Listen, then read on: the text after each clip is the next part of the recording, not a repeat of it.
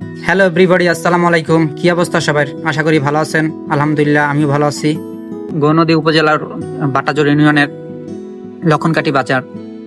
তো এটা আগে অনেক জমজমাট ছিল, এখন একটু ডাউন হয়েছে, তাও সমস্যা নেই, সবাই এখান থেকেই বাজারঘাট করে।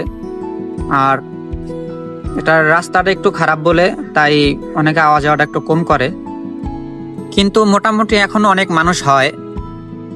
এই যে নতুন করে দোকান উঠানো হচ্ছে, পরবর্তীতে রাস্তাটা ভালো হলে আরো সুন্দর হবে, ব্যবসা বাণিজ্য সবাই ভালো করে করতে পারবে। এই যে দেখছেন রাস্তা অনেক ভাঙাচুরা, তাই একটু মানুষজন কম আসা যাওয়া করে, গাড়ি গাড়ি যানবাহনটা কম, তো তাই। সামনে হলো আমাদের বাটাজোর, সেটাই হাইওয়ে দিয়ে শুরু হয়েছে। আমরা এখান থেকেই সব জায়গায় যাওয়া আসা করি, এবং কি ঢাকা বরিশাল সব জায়গাতেই আমরা যাই। আর এখন আমি যাচ্ছি গৌনদী। তো আমার ফোনে চার্জ নাই, তাই আমি ভিডিওটা এখানেই বন্ধ করতে চাচ্ছি।